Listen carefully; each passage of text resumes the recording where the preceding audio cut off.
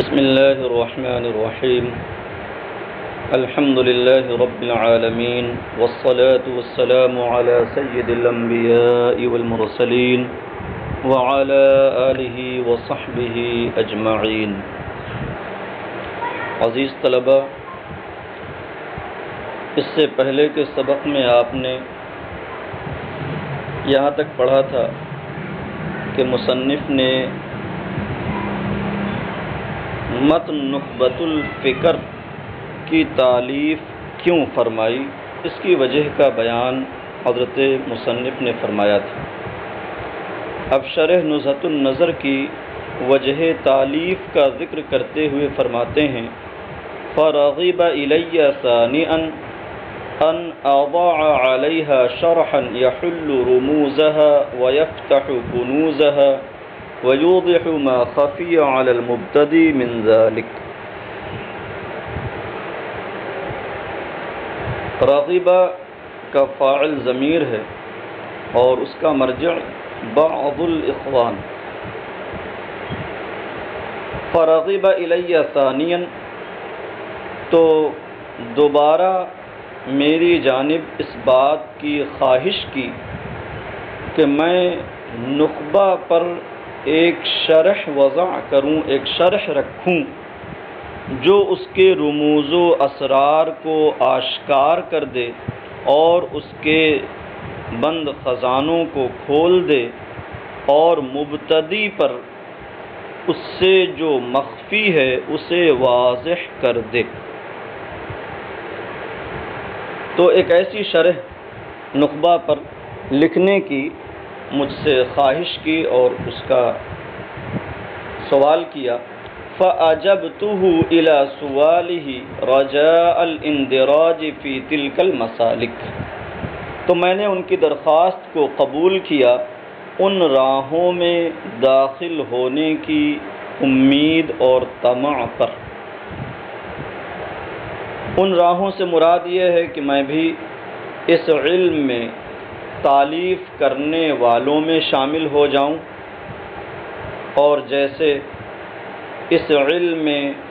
تالیف اور تصنیف کرنے والوں کو دنیا میں بھلائی کے ساتھ یاد کیا جاتا ہے اور آخرت میں ان کے لیے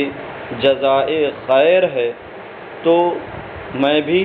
ایسے لوگوں میں شامل اور داخل ہو جاؤں. یہ امید لگاتے ہوئے میں نے ان کی درخواست کو قبول کیا. فَأَجَبْتُهُ إِلَى سُؤَالِهِ، تو میں نے ان کے سوال کو، ان کی درخواست کو قبول کیا ان راہوں میں داخل ہونے کی امید پر. فَبَالَغْتُ فِي شَرْحِهَا فِي الْإِيضَاحِ وَالتَّوْجِيهِ وَنَبَّهْتُ عَلَى خَبَايَا زَوَايَاهَا لِأَنَّ صَاحِبَ الْبَيْتِ أَدْرَى بِمَا فِيهِ. فَبَالَغْتُ فِي شَرْحِهَا، یہاں پر جو شرح ہے اس سے معنی مصدری نہیں مراد ہے بلکہ معنی اسمی مراد ہے، یعنی نخبہ پر جو شرح کرنی تھی وہ شرح. فی الایضاح والتوجیہ، ایضاح کا معنی جانتے ہیں واضح کرنا، اور توجیہ کا معنی معانی کے متعدد وجوہ کو بیان کرنا تاکہ ہر طرح کے شکوک و شبہات مندفع ہو جائیں. وَنَبَّهْتُ عَلَى خَبَايَا زَوَايَاهَا، تنبیہ سے نبہتو ہے. خبایا یہ خبیئہ کی جمع ہے جس کا معنی پوشیدہ، چھپا ہوا، اور زوایا یہ زاویہ کی جمع ہے جس کا معنی گوشہ. لأن صاحب البیت ادرا بما فیہ، یہ ادرا یہاں پر درا یدری سے اس میں تفضیل ہے. تو میں نے اس کی شرح کے اندر ایضاح و توجیہ میں خوب مبالغہ سے کام لیا اور اس کے پوشیدہ گوشوں پر تنبیہ کی، کیونکہ گھر کا مالک خوب جانتا ہے جو گھر میں ہے. کہنا یہ چاہتے ہیں کہ میں نے جو اس پر شرح کی اور جس کا نام نزہۃ النظر مشہور ہے، تو کہتے ہیں اس شرح کے اندر میں نے خوب وضاحت سے کام لیا اور معانی کی خوب توجیح کی اور متن کے جو بھی پوشیدہ گوشے تھے ان پر میں نے تنبیہات کی، اس لیے کہ میں نے ہی متن لکھا تھا اور میں ہی اس کی شرح کر رہا تھا، تو ظاہر سی بات ہے کہ گھر کے اندر جو کچھ ہے گھر والا ہی خوب جانتا ہے، دوسرا اتنا اچھا نہیں جان سکتا۔ تو اسی طریقے پر میری بھی متن میں جو بھی مرادیں تھیں، میں نے جہاں جہاں جن اعتبارات سے عبارتیں رکھی تھیں مجھ سے اچھا کون جان سکتا تھا، اس لیے میں نے خوب مبالغہ کرتے ہوئے اس کی توضیح اور توجیح کی اور ساتھ ہی اس کے پوشیدہ گوشوں پر تنبیہ کی۔ اب آگے انداز تالیف ذکر کر رہے ہیں کہ میں نے اس متن و شرح کو عام طور سے جو شرح کرنے کا انداز ہے، شروحات جس طور پر لکھی جاتی ہیں، اس سے ہٹ کر کے میں ایک نئی راہ چلا۔ عام طور سے یہ ہوتا ہے کہ متن لکھ کر کے اور اس کے بعد پھر اس کی شرح کی جاتی ہے، اور دونوں اس طور پر ہوتے ہیں کہ متن شرح سے ممتاز ہوتی ہے، دونوں جدا ہوتے ہیں۔ لیکن حضرت علامہ ابن حجر عسقلانی علیہ الرحمہ نے جو یہاں پر انداز اختیار کیا وہ یہ کہ متن اور شرح کو ایک مبسوط کتاب کی صورت دے دی اور دونوں کو اس طرح گھلا ملا دیا کہ یہ معلوم ہی نہیں ہوتا کہ یہاں کوئی متن اور اس کی شرح ہے، بلکہ پوری کتاب کو آپ پڑھتے جائیں تو آپ کو یوں لگے گا کہ یہ ایک ہی کتاب ہے۔ تو کہتے ہیں فَظَهَرَ لِي أَنَّ إِرَادَهُ عَلَى صُورَةِ الْبَسْطِ أَلْيَقْ وَدَمْجَهَا ضِمْنَ تَوْضِيحِهَا أَوْفَقْ۔ تو میرے لیے یہ ظاہر ہوا، یعنی میرے دل میں یہ بات آئی کہ اس شرح کو مبسوط کتاب کی صورت میں پیش کرنا زیادہ لائق ہے اور نخبہ کو اس کی توضیح کے ضمن میں داخل اور شامل کرنا زیادہ مناسب ہے۔ فَسَلَكْتُ هَذِهِ الطَّرِيقَةَ الْقَلِيلَةَ السَّالِكَ، تو میں اس راہ پر چلا جس پر بہت کم چلنے والے ہیں۔ فَأَقُولُ طَالِبًا مِّنَ اللَّهِ التَّوْفِيقَ فِيمَا هُنَالِكَ، تو میں اللہ سے اس میں توفیق طلب کرتے ہوئے کہتا ہوں جو یہاں ہے، یعنی اس کتاب میں جو کچھ مجھے کہنا ہے اس میں میں اللہ سے توفیق طلب کرتے ہوئے کہتا ہوں الخبر۔ تو اب یہ الخبر متن کا حصہ ہے، اور میں نے جو متن آپ کو بھیجا ہے اس سے آپ سمجھ سکتے ہیں الخبر اما ان یکون لہ طرق۔ آگے اس کی خبر آ رہی ہے کہ خبر یا تو اس کے بہت سارے طرق ہوں گے، بہت ساری سندیں ہوں گی۔ تو یہاں سے الخبر کی تقسیم شروع کی ہے متن میں، اور 4 قسمیں بیان فرمائی ہیں، خبر متواتر، مشہور، عزیز اور غریب۔ تو ان کی جانب خبر کی تقسیم شروع کی، لیکن اس سے پہلے خبر کی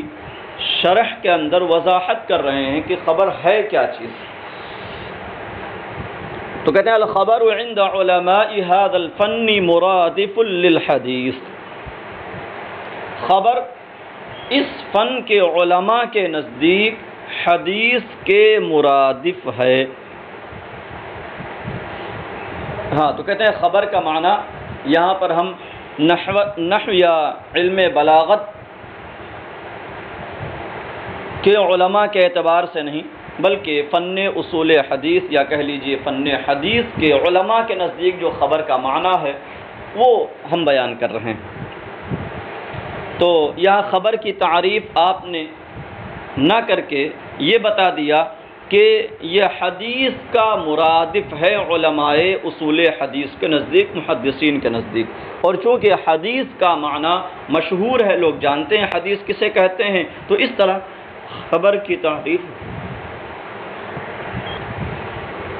تو خبر کی تعریف وہی ہوگی جو حدیث کی تعریف ہے، کیونکہ دونوں میں ترادف پایا جاتا ہے۔ تو حدیث کسے کہتے ہیں؟ تو آپ یہ تعریف اس سے پہلے بھی پڑھ چکے ہوں گے۔ حدیث لغتاً قدیم کی ضد ہے بمعنی جدید،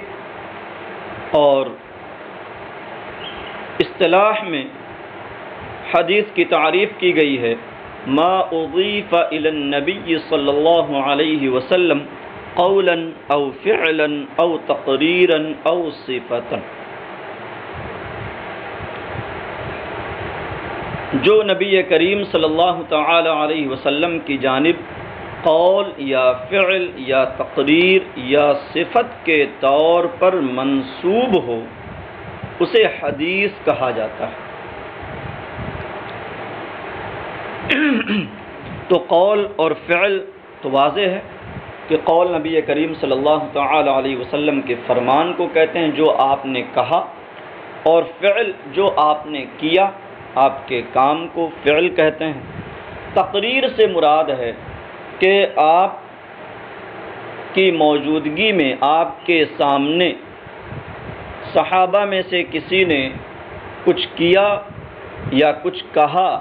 اور نبی کریم صلی اللہ تعالی علیہ وسلم نے اس پر سکوت فرمایا، یعنی اس کی خاموش تائید فرمائی، اس کا انکار نہ فرمایا، تو اسی کو تقریر کہتے ہیں۔ تو چونکہ وہ قول یا فعل جو صحابہ نے آپ کے سامنے کیا اور آپ نے اس پر انکار نہ فرمایا، گویا کہ آپ اس کی خاموش تائید فرما رہے ہیں،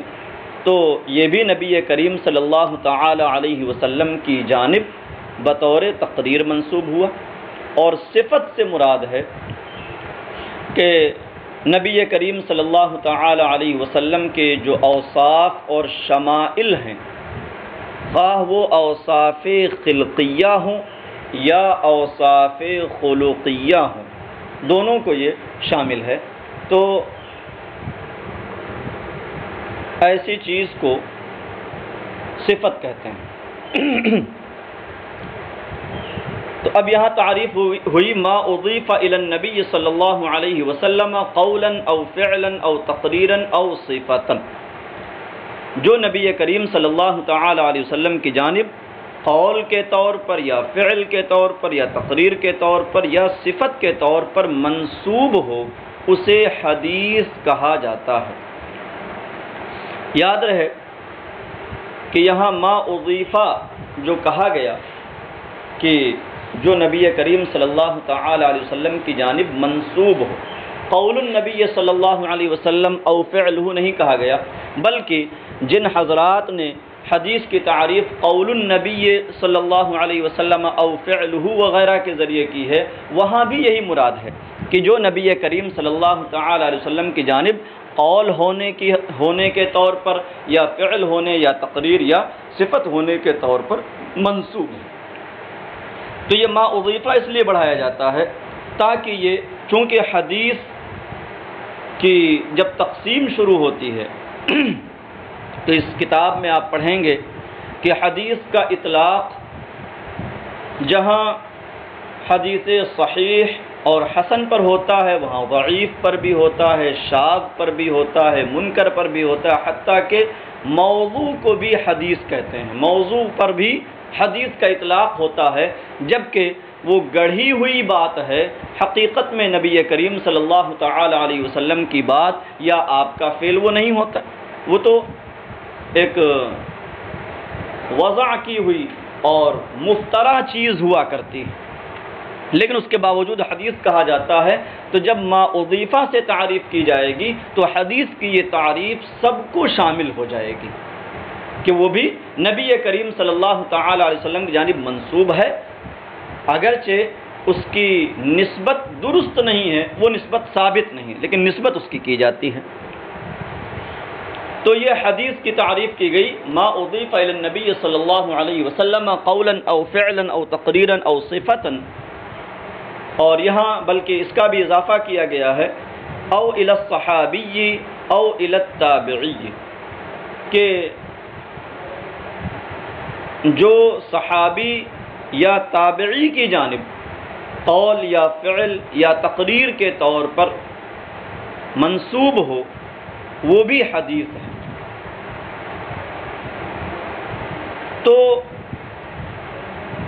کہتے ہیں کہ جسے حدیث کہتے ہیں اسی کو خبر کہا جاتا ہے۔ الخبر عند علماء هذا الفن مرادف للحدیث، خبر اس فن کے علماء کے نزدیک حدیث کے مرادف ہے، اور اسی معنی میں معتمد قول پر اثر کا بھی استعمال ہوتا ہے، اثر کا بھی اطلاق کیا جاتا ہے، اگرچہ بعض لوگوں نے اثر میں کچھ تخصیص کر دی اور کہا کہ اثر جو ہے جو صحابی یا تابعی کی جانب منسوب ہو اس کو اثر کہتے ہیں، لیکن معتمد قول یہی ہے کہ اثر اور خبر اور حدیث سب ایک ہی معنی میں ہے، اور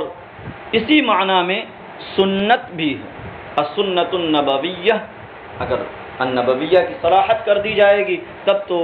وہ خاص ہو جائے گی حدیث مرفوع کے ساتھ، لیکن السنہ کا بھی اطلاق اسی معنی پر ہوتا ہے جس پر حدیث کا اطلاق ہوتا ہے۔ تو اس طریقے سے یہ 4 الفاظ ہو گئے جن کا معنی ایک ہے اور کلمات 4 ہیں، خبر، حدیث، اثر اور سنت۔ یہاں ایک چیز اور آپ ذہن میں بٹھا لیں کہ جب حدیث میں عموم رکھا گیا کہ نبی کریم صلی اللہ تعالی علیہ وسلم کی جانب یا صحابہ کی جانب یا تابعی کی جانب منقول اور کی جانب منسوب بات یا فعل یا تقریر کو حدیث کہتے ہیں،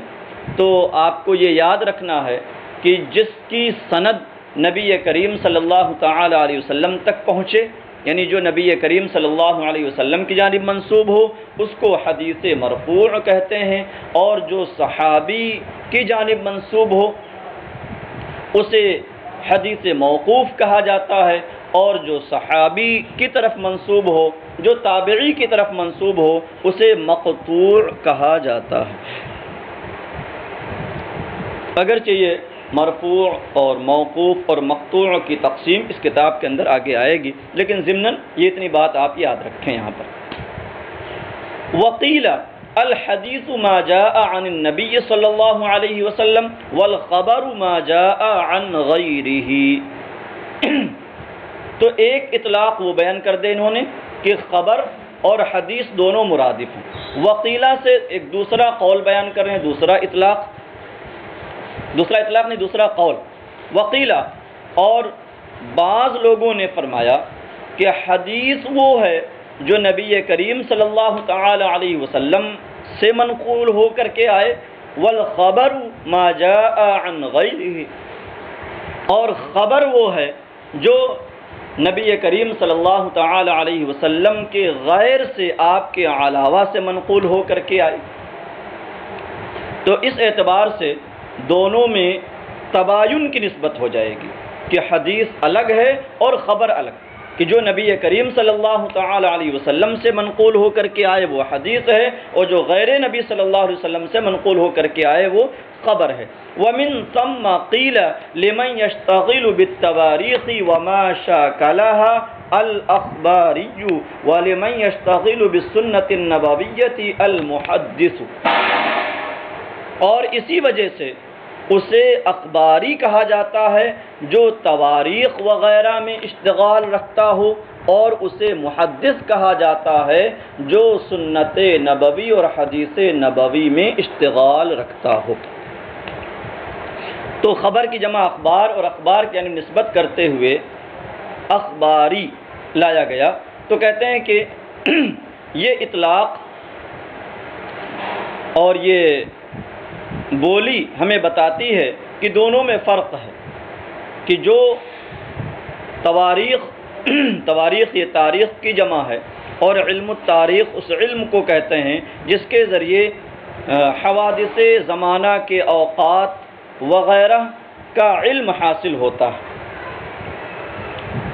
وما شاکلہا، آگے لکھا تواریخ وغیرہ یعنی کہ قصص وغیرہ۔ تو یہ اطلاق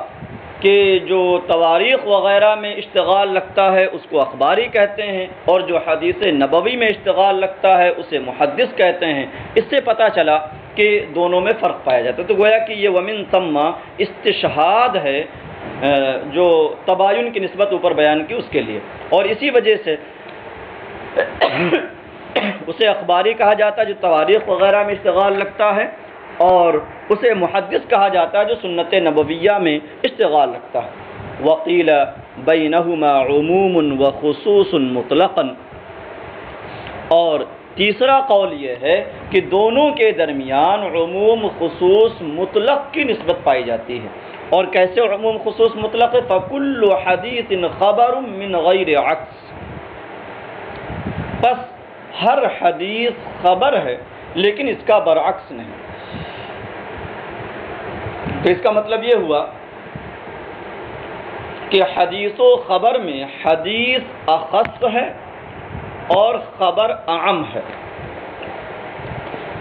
جیسے انسان اور حیوان میں عموم خصوص مطلق کی نسبت ہے، تو ہر انسان حیوان ہے، یعنی انسان اخص اور حیوان اعم۔ تو ویسے ہی حدیث جو ہے وہ اخص ہے اور خبر جو ہے وہ اعم ہے۔ اب اس تقدیر پر دونوں کا معنی کیا بنے گا کہ حدیث ما جاء عن النبی صلی اللہ علیہ وسلم، اور خبر کسے کہیں گے؟ ما جاء عن النبی صلی اللہ علیہ وسلم او عن غیرہ، جو نبی کریم صلی اللہ تعالی علیہ وسلم سے منقول ہو کر آئے یا آپ کے علاوہ سے منقول ہو کر آئے، دونوں کو خبر کہتے ہیں، لیکن حدیث صرف اسے کہتے ہیں جو نبی کریم صلی اللہ تعالی علیہ وسلم سے منقول ہو کر آئے۔ تو یہ تیسرا قول ہوا کہ دونوں کے درمیان عموم خصوص مطلق کی نسبت ہے، اور ان میں حدیث اخص ہے اور خبر اعم ہے۔ فَكُلُّ حَدِيثٍ خَبَرٌ مِّن غَيْرِ عَكْسٍ، بس ہر حدیث خبر ہے لیکن اس کا برعکس نہیں۔ یہ جو تین قول پائے جاتے تھے حدیث و خبر کے درمیان نسبت کے تعلق سے، ان کو بیان کر دیا۔ پہلا قول یہ ہوا کہ دونوں کے درمیان ترادف پایا جاتا ہے، دونوں ایک ہی ہیں۔ دوسرا قول یہ ہوا کہ دونوں میں تباین ہے، اور تیسرا قول یہ ہوا کہ عموم خصوص مطلق کی نسبت پائی جاتی ہے۔ اب یہاں کہتے ہیں وَعُبِّرَ هُنَا بِالْخَبَرِ لِيَكُونَ أَشْمَلَ، اور یہاں خبر سے تعبیر کیا گیا، یعنی الحدیث نہیں کہا گیا بلکہ الخبر کہا گیا۔ کہتے ہیں وَعُبِّرَ هُنَا بِالْخَبَرِ، اور یہاں خبر سے تعبیر کیا گیا لِيَكُونَ أَشْمَلَ، تاکہ یہ زیادہ شامل ہو، تاکہ شمولیت بڑھ جائے۔ تو بظاہر یہ لگتا ہے کہ یہ اس تیسرے قول سے تعلق رکھتا ہے، کیونکہ خبر عام ہے اور حدیث اخص ہے، تو جب خبر کہا گیا تو یہ زیادہ شامل ہو جائے گا کیونکہ یہ عام بولا گیا۔ وَعُبِّرَ هُنَا بِالْخَبَرِ لِيَكُونَ أَشْمَلَ، اور یہاں خبر سے تعبیر کیا گیا لِيَكُونَ أَشْمَلَ، تاکہ یہ زیادہ شامل ہو۔ اب آگے فَهُوَ بِاعْتِبَارِ وُصُولِهِ إِلَيْنَا إِمَّا أَن يَكُونَ لَهُ طُرُقٌ، یہاں سے اسی تقسیم کا ذکر شروع ہو رہا ہے انشاءاللہ یہاں سے اگلے سبق میں۔ السلام علیکم ورحمۃ اللہ وبرکاتہ۔